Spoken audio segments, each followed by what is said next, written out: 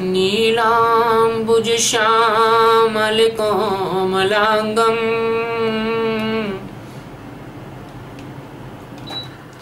सीता समारोपितवामभागम् पाणौ महा सायकसारुचापम् नमामि रामं रघुवंशनाथम् भवादिभूतं भरताग्रजन्तं भक्तिप्रियाभानुकूलाप्रदीपम्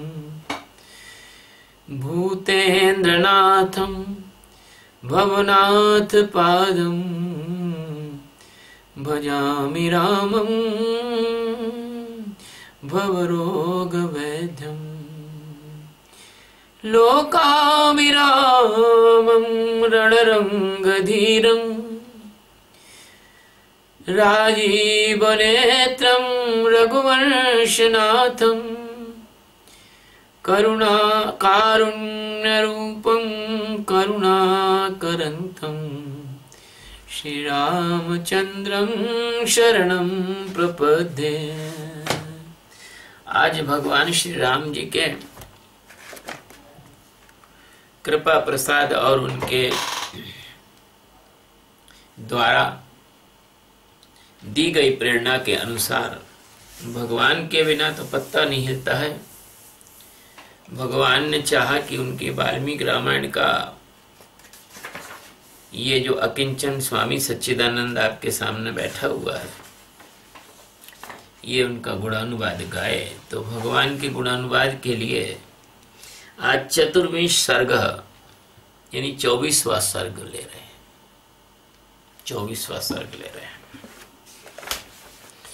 श्री राम जय जय राम, श्री राम जय जय राम। भगवान श्री राम, मैं तो भगवान श्री राम ही कहूंगा, इसमें तो श्री राम ही लिखा है, लेकिन भगवान श्री राम। और लक्ष्मण का गंगा पार होते समय विश्वामित्र जी से जल में उठती हुई तुमुल ध्वनि के विषय में प्रश्न करना। जल में से एक ध्वनि उठ रही थी, विश्वामित्र जी का उन्हें इसका कारण बताना तथा मलद करुष और ताटका वन का परिचय देते हुए ताड़का, जिसको नाम है ताटका कहते हैं, ताड़का कहते हैं अपन लोग, उसकी आज्ञा प्रदान करना। तत प्रभाते बिमले कृताहिं कमरीन्दम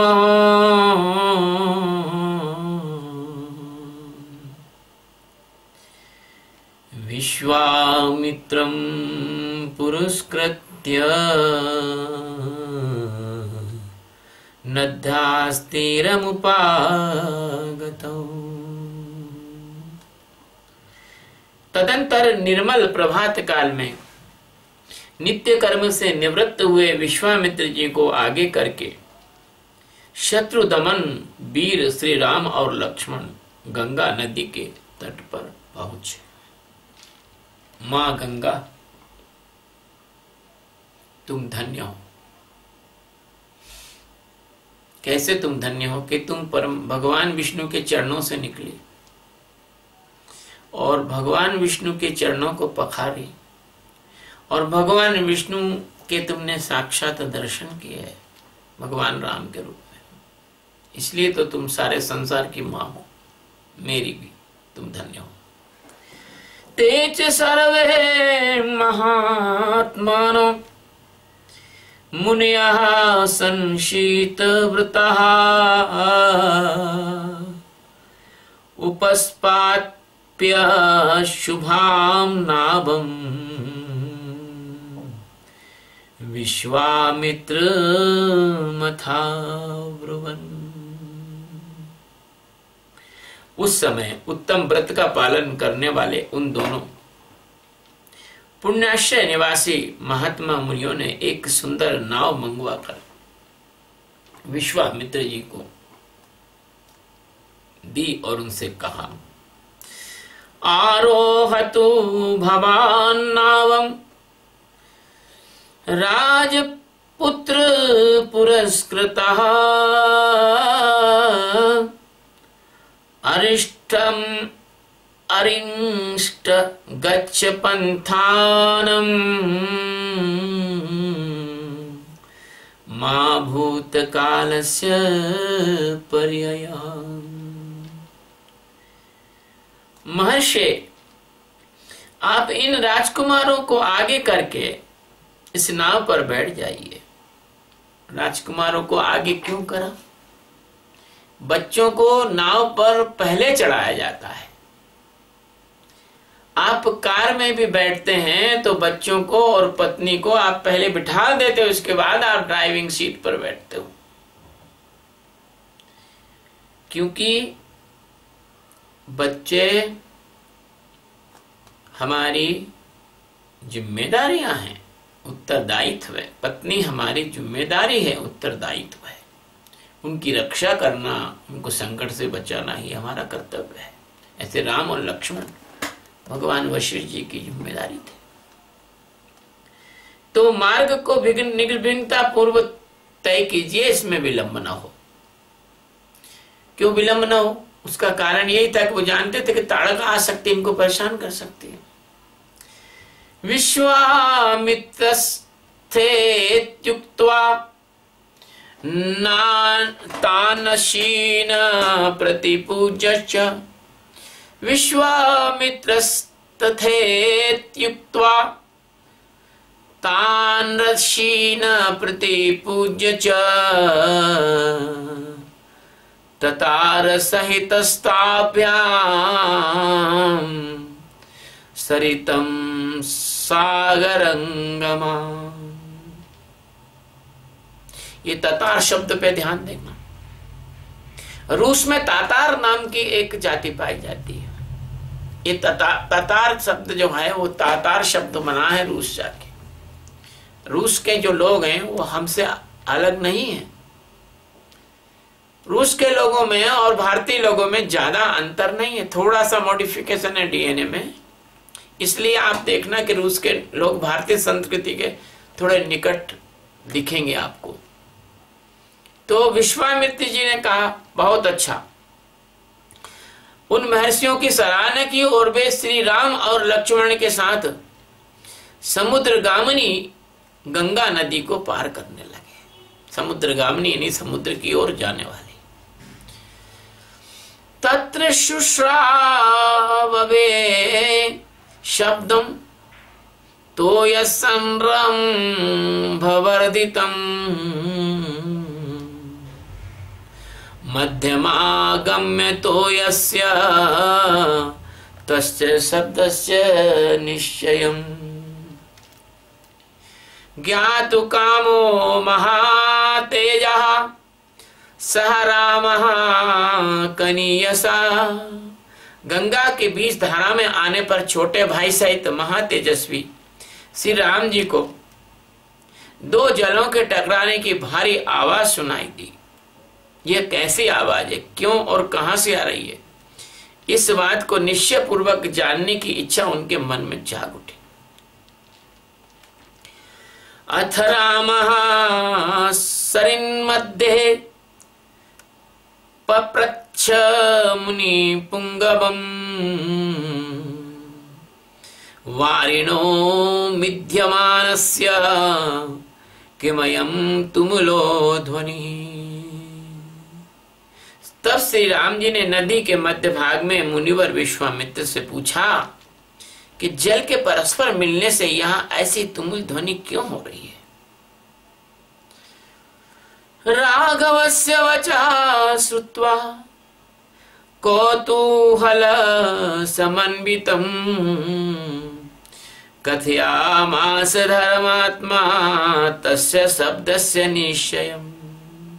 मैं आपको एक बात बताता चलूं, भगवान सब जानते हैं। भगवान कण कण में विराजे हैं, जन जन में विराजे हैं, हृदय हृदय में विराजे हैं, जन और जीव जंतु सब में है, सबका हाल सब जानते हैं। लेकिन जब भगवान लीला कर रहे हैं तो मनुष्य की तरह ही वो लीला कर रहे हैं। इसलिए उन्होंने गुरुजी से पूछा, वरना उनको तो सब मालूम ही था। श्री रामचंद्र जी के वचन में इस रहस्य को जानने की उत्कंठा भरी हुई थी। उसे सुनकर धर्मात्मा विश्वामित्र ने उस महान शब्द तुमुल ध्वनि का सुनिश्चित कारण बताते हुए कहा, क्या कहा कि कैलास पर्वते राम मनसा निर्मितम परम ब्रह्मणा नरशार्दूल तेनेदं मानसं सरः। हे नरश्रेष्ठ राम, कैलाश पर्वत पर एक सुंदर सरोवर है। उसे ब्रह्मा जी ने अपने मानसिक संकल्प से प्रकट किया था। मन के द्वारा प्रकट होने से ही वह उत्तम सरोवर मान सरोवर कहलाया, मानस कहलाया। भाई साहब, इस श्लोक के माध्यम से मैं आप सबको बताना चाहता हूं, ये क्या है? यह है कैलाश मानसरोवर। इसको ब्रह्मा जी ने मानस से प्रकट किया है और ये चीन कहता है हमारा है, इसके बाप का नहीं है। वो तो हम कमजोर हैं, हमारे पास ताकत नहीं है। जो कमजोर होता है उसके पत्नी बच्चों को डाकू उठा ले जाते हैं। इसी तरह से हमारा जो कैलाश मानसरोवर है उसको चीन ने हड़प लिया है। ये ब्रह्मा जी का ये जो है प्रमाण देख लीजिए, वाल्मीकि रामायण में है। कौन सा नक्शा तू बता रहा है? हम ये प्रमाण दे रहे हैं। कर भगवान की कृपा हुई और सनातन धर्म के लोगों की शक्ति बढ़ी, भगवान शंकर को मानने वाले लोगों की शक्ति बढ़ी, तो कैलाश पर्वत को हम और मानसरोवर को हम उसी तरह छीन लेंगे जैसे भगवान राम ने रावण से अपनी हरण की हुई पत्नी सीता को छीन लिया था। यहाँ इतना बोलना जरूरी होता है ताकि समाज को पता लगे कि ये चीन का नहीं है, चीन के नक्शे झूठे हैं, चीन के दावे झूठे हैं। तस्मात् शुश्रवावसरसा सायोध्या मुपगूहते सरः प्रवत्तः सरयुः पुण्या ब्रह्म सरस्युता। उस सरोवर से एक नदी निकली है जो अयोध्यापुरी से सटकर बहती है। उस ब्रह्मसर से, कैलाश पर मानसरोवर का नाम ब्रह्मसर भी है ना। इसलिए हरियाणा में जितने भी बड़े बड़े अच्छे पुण्य स्थान है उसमें सर जरूर कहा जाता है ना। जैसे कि अमृतसर भी इसमें सर के नाम से आया। क्यों? कि सर यानी सरोवर, सरोवर के किनारे जो उसको सर बोलते हैं। तो और ब्रह्मसर से निकलने के कारण वह पवित्र नदी सरयू के नाम से प्रसिद्ध है। सरयू नाम कैसे रखा हुआ? सर यानी सरोवर से निकली है, कैलाश मानसरोवर से। वो यू यानी सरयू, भैयू, मुन्नू है ना, सरयू। इस तरह से भैया में यू लगे, भैयू। तो इस प्रकार से अब ये बात अलग है कि लाखों वर्ष बीत जाने से नदियों के रास्ते भी बदल जाते हैं, है ना। लेकिन ये मुख्य रूप से जो सरयू निकली थी वो कैलाश मानसरोवर से, वहां के ब्रह्मसर से ही निकली थी, है ना। आप चलिए, तस्यायमतुलः शब्दौ जाह्नवीमभिवर्तते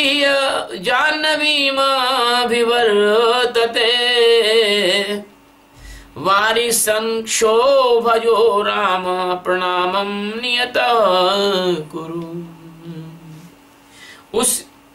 उसी का जल गंगा जी में मिल रहा है। दो नदियों के जलों के संघर्ष से यह भारी आवाज हो रही है जिसकी कहीं तुलना नहीं है। राम, तुम अपने मन को संयम में रखकर इस संगम को प्रणाम करो। हम भी प्रणाम करते हैं गंगा मैया और सरजू मैया दोनों के संगम को प्रणाम हालांकि हमारा वहां जाने का सौभाग्य नहीं हुआ है, कोई बात नहीं, कभी पिछले जन्म में गए भी होंगे। ताम्भ्याम तु तावुभो कृत्वा प्रणामति धार्मिको तीरम दक्षिणमासाद्य जगमतुर्लधु विक्रमौ। यह सुनकर दोनों अत्यंत धर्मात्मा भाइयों ने उन दोनों नदियों को प्रणाम किया और गंगा के दक्षिण किनारे पर उतरकर वे दोनों बंधु जल्दी जल्दी पैर उड़ाते हुए चलने लगे। सबनम घोर संकाशम दृष्ट्वा नरवरात्मजः अभिप्रहतमेक्षवाकः प्रपच्छ मुनि पुंगवः। उस समय इक्ष्वाकु नंदन राजकुमार श्री राम ने अपने सामने एक भयंकर वन देखा जिसमें मनुष्यों के आने जाने का कोई चिन्ह नहीं था। भाई साहब, मैं आपको निवेदन करता हूं, 1000 साल की गुलामी के कारण और बौद्ध धर्म के प्रभाव के कारण इसके पहले हमारे ये जो स्थान थे, इनके जो वास्तविक ओरिजिनल नाम थे वो नाम बदल गए। नहीं तो अगर हिंदू समाज जागा होता तो जहां जहां भगवान गए थे उन स्थानों के नाम वगैरह बिल्कुल उसी हिसाब से होते, ताकि भगवान राम के प्रवास का वर्णन आगे आने वाली पीढ़ियों को उपलब्ध होता। लेकिन अब तो ऐसे नाम बदल दिए कि पुराने नाम तो ढूंढना ही मुश्किल है कि कहाँ भगवान का कौन सी जगह उतरे थे और कौन सी जगह जो है कौन से नाम से पुराने जमाने में कही जाती थी, ये नाम शास्त्रों में आए, अब उनका क्या नाम है ये तो बदल गया है। क्यों बदल गया है? कि हमारी संस्कृति को, हमारे इतिहास को, हमारे गौरव को मिटाने की ही कोशिश और क्रियाकलाप हुए हैं। हम लोगों ने अपने गौरव को संजोने का कोई प्रयास नहीं किया। हमने अपने बच्चों को नहीं कहा कि देखो ये पटना नहीं है, पाटलिपुत्र है ना। हमने अपने बच्चों को ये नहीं कहा कि देखो भैया ये दिल्ली नहीं है, ये जो है पांडव और कौरव जहाँ रहते थे ये उनका जो है क्या नाम है, देखो ये वृद्धावस्था का है। तो ये जो है ये स्थान जो इस तरह के जो नाम थे, जैसे भोपाल, भोजपाल नाम था, भोपाल हो गया। तो ये हमारे जो प्राचीन नाम थे, इन कौशल देश को महाराष्ट्र कर दिया, कौशल है ना। तो ये जो नाम मिटा दिए गए, तो इनको हमने संरक्षित नहीं किया, हमारी धर्म और संस्कृति को हमने बचा नहीं पाया और हम जो है उन्हीं नामों से उनको बोलने लगे जो नामों से विधर्मियों ने बोलना शुरू किया। आज भी इंदौर में महाराणा प्रताप चौराहे को लोग काला घोड़ा कहते हैं, जबकि जो विधर्मी हैं वो महाराणा प्रताप का नाम लेने से संकोच करते हैं, नाम नहीं लेना चाहते, उनसे नफरत करते हैं, इसलिए उन्होंने काला घोड़ा कर दिया। हिंदू भी काला घोड़ा ही बोलते हैं, ये नहीं बोलते कि महाराणा प्रताप चौक है। इसी तरह से कि सारे जो नाम मुजफ्फरनगर है ना, अहमदनगर है ना, और इलाहाबाद और ऐसे जो नाम थे, अलीगढ़, ऐसे नाम हो गए, जबकि उनके नाम भगवान के नाम के थे, हमारे महापुरुषों के नाम के थे, वो सब मिट गए। तो इस तरह से मैं तो बीच में आपसे बात भी बोलूंगा, जगाऊंगा।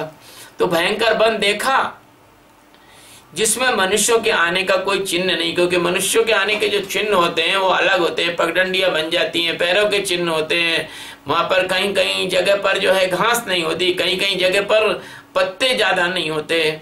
उसे देखकर उन्होंने मुनिवर विश्वामित्र से पूछा, अहो वनमिदं दुर्गम झिल्लिका गण संयुतम भैरवे स्वपादे कीर्णम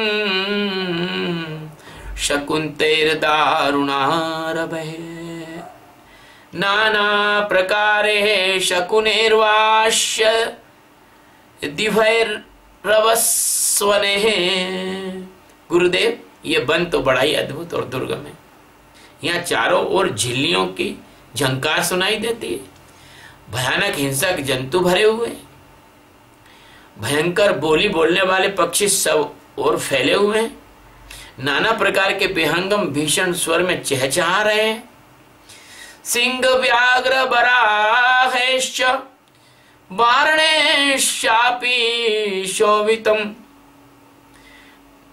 ध्वाश्च कर्णक कुभैर्विल्व तिन्तुक पाटले संकीर्ण बद्री विश्च किम निवदम दारुणम वनम। सिंह व्याघ्र, मैंने आपको सिंह और व्याघ्र में अंतर बताया था। सिंह वो है जो बब्बर शेर होते हैं, व्याघ्र उसको कहते हैं जो चीता होता है बड़े वाला, जो अब आजकल होता ही नहीं। और बब्बर शेर में भी जो बड़ी जाति थी, जिस पर माता जी को विराजमान करते हैं, वो बब्बर शेर अब नहीं है। वो जो पहले बब्बर शेर होता था, उसकी जो लंबाई और उसकी जो चौड़ाई होती थी वो बहुत इससे ज्यादा होती थी, दुगनी तिगनी होती थी। तो हाथी भी इस जंगल की शोभा पा रहे हैं। जैसे मेमत हाथी समाप्त हो गया। धब यानी घोड़ा, अश्वकर्ण एक प्रकार का शाल वृक्ष को अश्वकर्ण कहते हैं। उसके पत्ते ऐसे होते हैं जैसे अश्व यानी घोड़ा, कर्ण यानी कान, घोड़े के कान जैसे। ककुथ अर्जुन को बोलते हैं। ककुब, ककुब अर्जुन की छाल खाई जाती है ना, ब्लड प्रेशर वालों के लिए दी जाती है, काढ़ा है। दो प्रकार का होता है अर्जुन, एक सफेद अर्जुन श्वेत अर्जुन होता है, एक लाल अर्जुन होता है। उसके एक की छाल लाल होती है, एक की छाल सफेद होती है। जो लाल अर्जुन होता है उसका काढ़ा ब्लड प्रेशर वाले और हार्ट डिसीज वालों को देते हैं।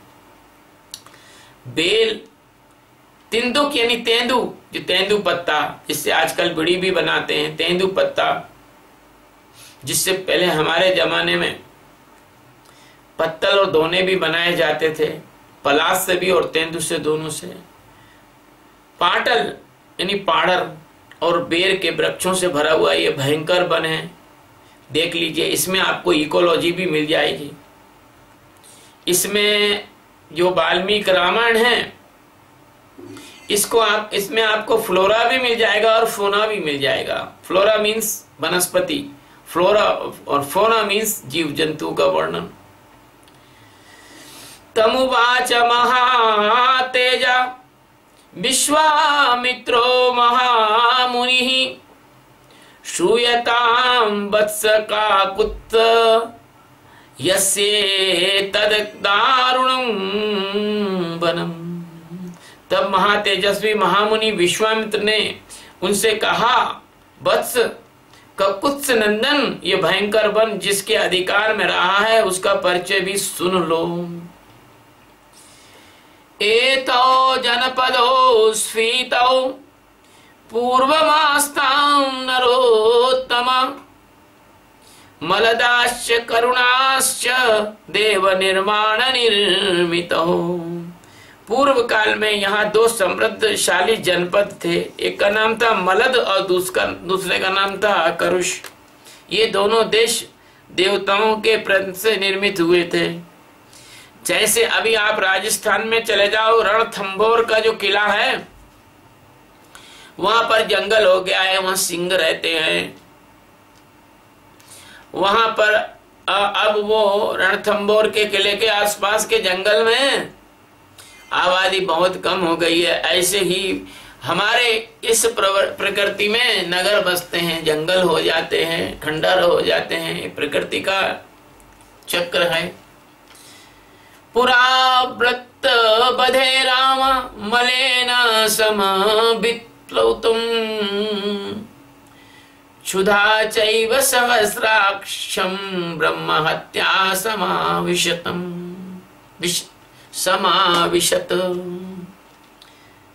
राम पहले की बात है, जब वृत्तासुर का वध करने के पश्चात देवराज इंद्र उस हत्या के मल से लिप्त हो गए थे। कोई भी काम होता है हत्या का या हिंसा का, तो व्यक्ति के अंतःकरण में मलिनता तो आती है। और क्षुधा ने भी उन्हें घर धर दबाया था, मतलब भूख भी उनको लग रही थी, और उनके भीतर ब्रह्म हत्या प्रविष्ट हो गई, क्योंकि वृत्तासुर जो है वो भी ब्राह्मण ही था। बताइए, ब्रह्म हत्या प्रविष्ट हो गई। तमिंद्रम मलिनम देवा ऋषश्च तपोधनः कलशे स्नापयामासुर्मलं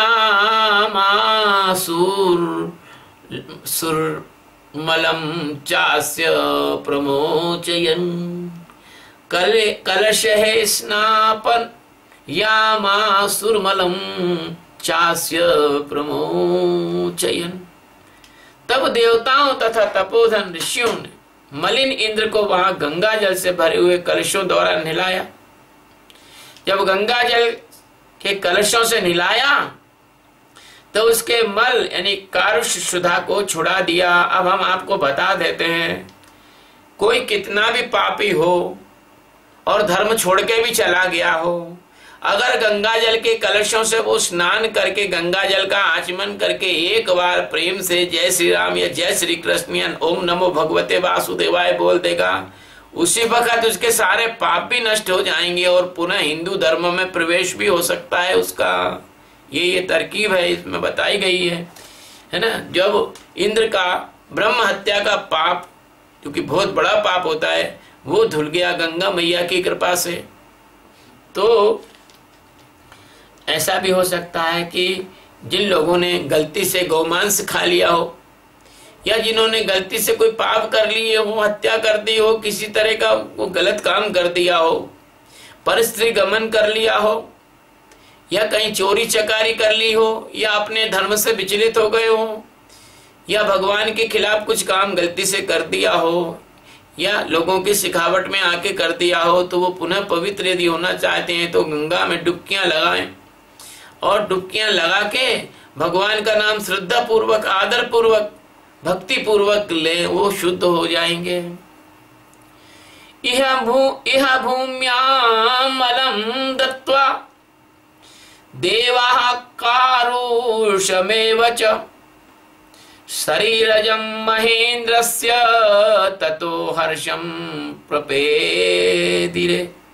तब भूभाग में, इस भूभाग में देवराज इंद्र के शरीर से उत्पन्न हुए मल और कारुष को देखकर देवता लोग बड़े प्रसन्न हुए।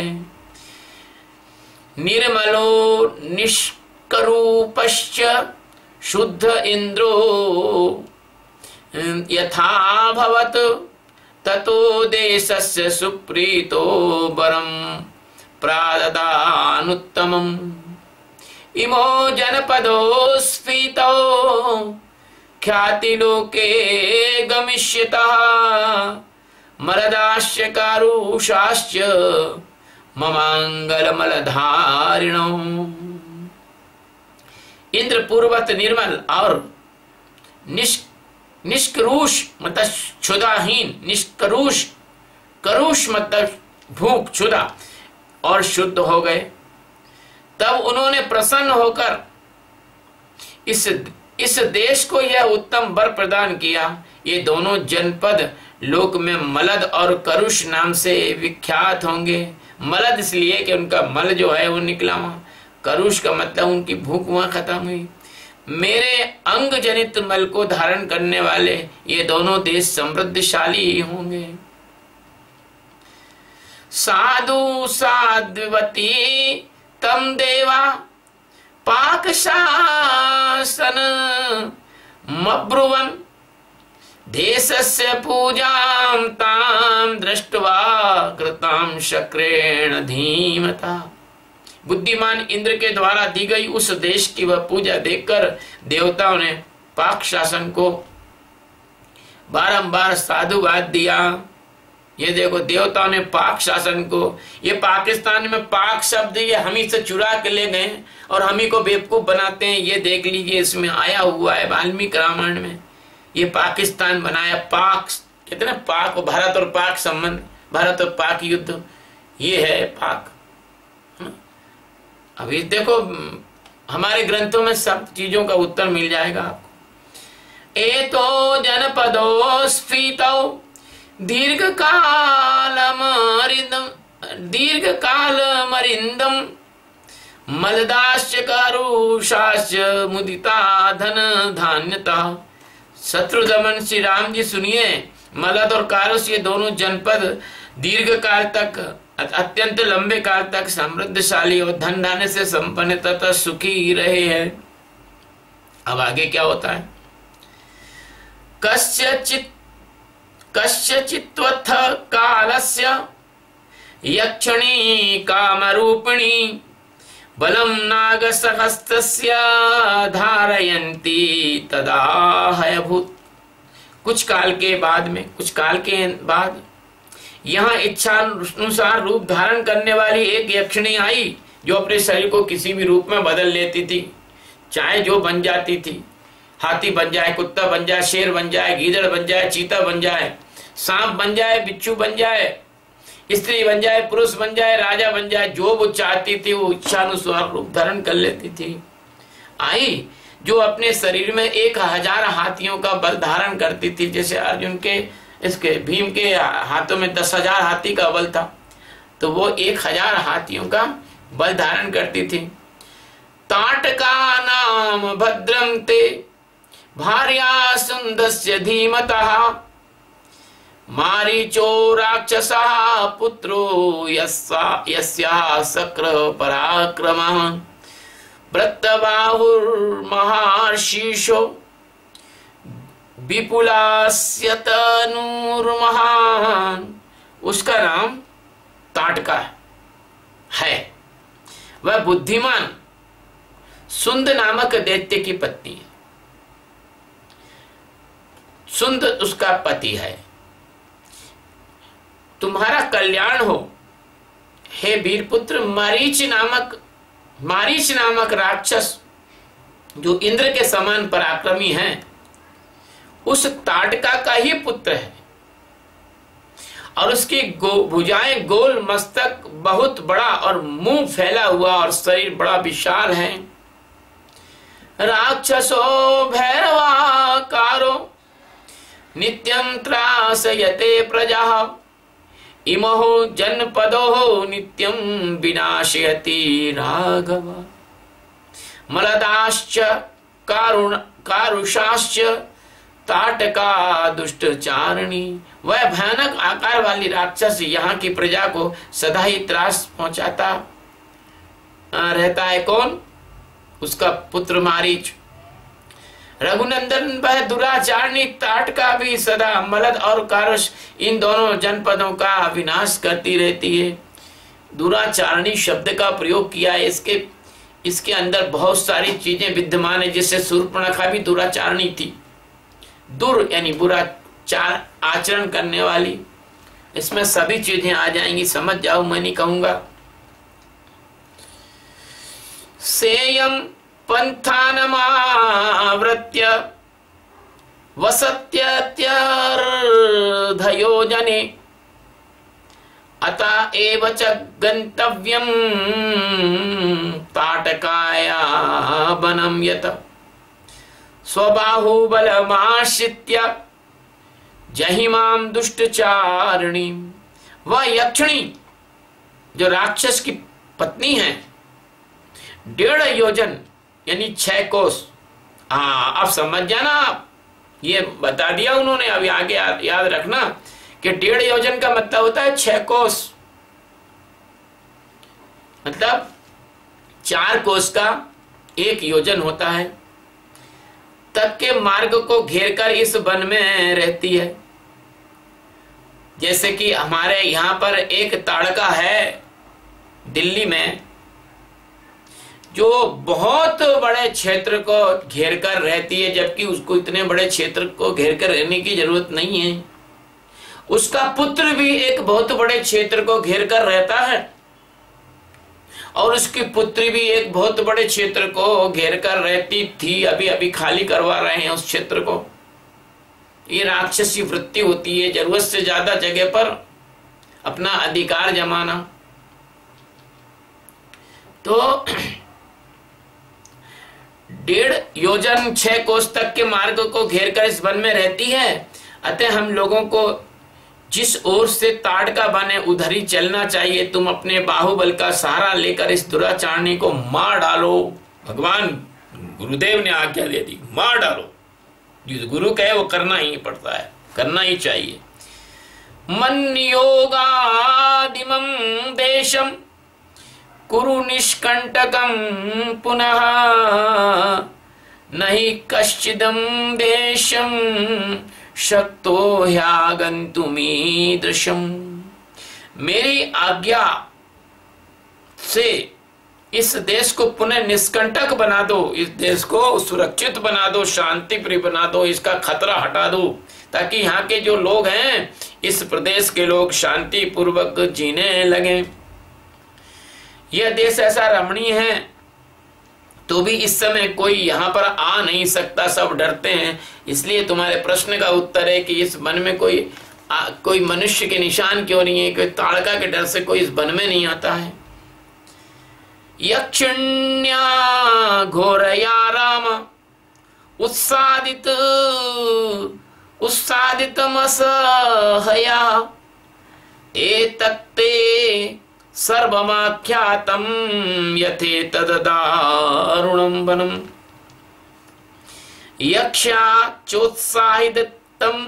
यक्षाचोत्सादितं सर्वमध्यापि न निवर्तते। राम, उस असह्य और भयानक यक्षिणी ने इस देश को उजाड़ कर डाला है। यह वन ऐसा भयंकर क्यों है, सारा रहस्य मैंने आपको बता दिया। उस यक्षिणी ने ही इस सारे देश को उजाड़ दिया और आज भी अपने उस क्रूर कर्म से निवृत्त नहीं हुई है, आज भी वो उजाड़ने में ही लगी हुई है। श्री राम जय राम जय जय राम, श्री राम जय जय राम, श्री राम जय जय राम। भगवान श्री राम जी के पवित्र चरणों में प्रणाम, माता सीता जी के पवित्र चरणों में प्रणाम। भगवान हनुमान जी जो हमारे जैसे साधु संतों और भगवान के भक्तों की रक्षा करने वाले, उनकी मदद करने वाले, आटा दाल देने वाले, उनको भी प्रणाम, क्योंकि वही आटा दाल देते हैं, मालिक तो वही है। इत्यार्षे श्रीमद् रामायणे वाल्मीकि आदि काव्ये बालकांडे 24 सर्गः। इस प्रकार से श्री वाल्मीकि निर्मित आर्ष रामायण आदि काव्य के बालकांड में 24वां सर्ग पूरा हुआ। भगवान के चरणों में अर्पित है। जैसा उनने बुलाया वैसा अपन ने बोल दिया। अपन तो उनके नौकर हैं, गुलाम हैं, उनकी कठपुतली हैं। श्री राम जय जय राम, श्री राम जय जय राम, श्री राम जय जय राम।